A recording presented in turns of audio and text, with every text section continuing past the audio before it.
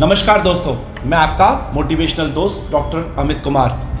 आज मैं motivational chapter 14 में आपका स्वागत करता हूं।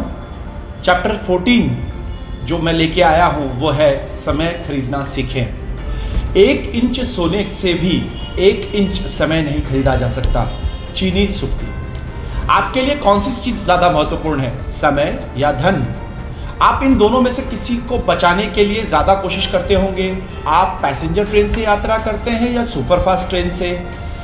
आप देखिए, जो रिटायर्ड लोग होते हैं वो लोग हमेशा जो यात्रा करते हैं वो पैसेंजर ट्रेन से करते हैं, क्योंकि उनके पास समय की कोई कमी नहीं होती। वो बिल्कुल उनके पास समय ही समय होता है। वहीं अगर एक कामकाजी व्यक्ति है तो उसके पास समय की कमी होती है। वो पैसेंजर ट्रेन से यात्रा नहीं करेगा, वो जो यात्रा है वो करेगा सुपरफास्ट ट्रेन से।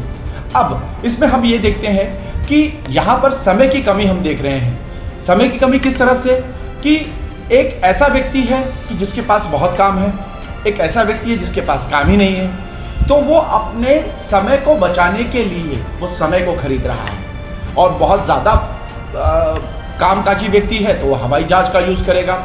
मतलब यदि आप समय के बजाय पैसों पे ज़्यादा खर्च करते हैं तो इसका मतलब आपने समय को ज़्यादा महत्व दिया है। मतलब आप पैसों से समय को खरीद रहे हैं तो इसका मतलब यही है कि आप समय को ज़्यादा महत्व दे रहे हैं। दूसरी ओर अगर हम बात करें कि अगर समय बचाने की हम भरसक कोशिश कर रहे हैं तो एक तरह से ये भी कहा जा सकता है कि हम समय को खरीद रहे हैं। इसके आरंभ में ऐसा कहा गया है कि समय को खरीदा नहीं जा सकता, लेकिन अब ये धारणा 21वीं शताब्दी में ये धारणा बदल रही है कि समय को खरीदा जा सकता है। जरा सोचिए, बड़ी बड़ी कंपनी के प्रोडक्ट्स के मालिक क्या करते हैं? वो अपने मुनाफा कमाने के लिए वो इसे बेचते नहीं, उसका प्रबंध नहीं करते, लेकिन वो कंपनी के मालिक जो है उनको तनख्वाह करके अपना मनचाहा काम करवा लेते हैं। दूसरे शब्दों में, कंपनी का जो मालिक होता है वो दूसरों का समय खरीद लेता है, वो खुद काम नहीं करता। तो यदि आप समय बचाना चाहते हैं तो आप भी समय के सर्वश्रेष्ठ उपयोग के 14वें सिद्धांत का पालन करें। समय खरीदना सीखें। देखिए, आपको यह पता तो लग चुका होगा कि आपके लिए 1 घंटे का मूल्य कितना है, जो हमने ऑलरेडी चैप्टर 2-3 में देखा था। उस उदाहरण के मूल्य के हिसाब से मैंने कहा था कि आपके 1 घंटे का मूल्य 100 रुपए है। अब इस आधार पर समय खरीदने का निर्णय ले सकते हैं। एक उदाहरण देखें, आपको बिजली का बिल जमा करना है, जिसके लिए आने जाने और लाइन में खड़े रहने के लिए 1.5 घंटे का समय लगता है। यदि कोई एजेंट 20 रुपए लेकर ये काम करने को तैयार है तो आपको क्या करना है? आपके लिए 1.5 घंटे का मूल्य है 150 रुपए। अगर कोई व्यक्ति 20 रुपए में काम करने को तैयार है तो आप खुशी खुशी हाँ करके दे देंगे, क्योंकि आपका समय इससे भी ज्यादा कीमती है। इस तरह पैसे देकर सामान खरीदना सीखें। यह सिद्धांत बहुत महत्वपूर्ण है और सारी बड़ी कंपनियां इसका फायदा उठाती है। आधुनिक युग की आउटसोर्सिंग की नीति जो है इसी सिद्धांत पर आधारित है।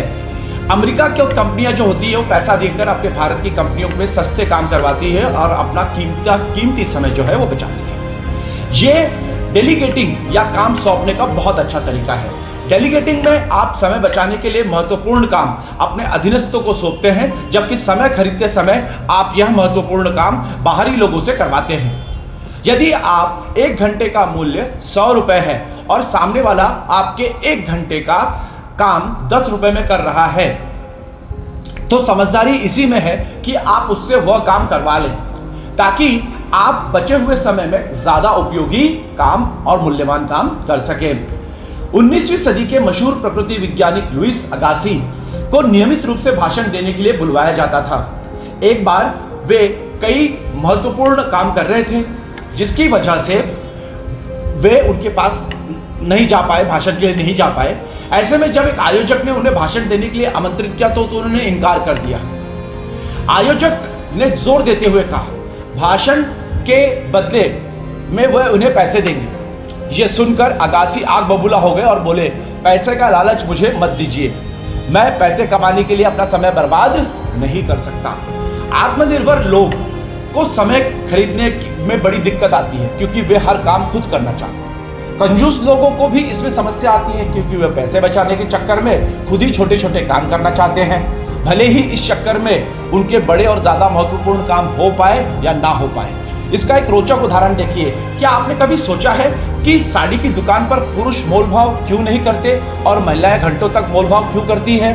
वैसे तो इसके कई उदाहरण हैं, लेकिन इसका प्रमुख कारण यह है अमूमन पुरुषों के पास समय की कमी होती है, जबकि महिलाओं के पास उस तुलना में फुर्सत ही फुर्सत होती है। वहीं 1 घंटे का मूल्य 100 रुपए है, तो वहीं 1 घंटे के मोल भाव में आप दुकानदार से 20 रुपए कम करवाने में अगर कामयाब हो जाते हैं तो आप ऑलरेडी घाटे में हैं। लेकिन उसको महिलाएं अपना जीत मानती हैं और वो चाहती है कि भाई मैंने 20 रुपए कम करवाए। समय धन से अधिक मूल्यवान है।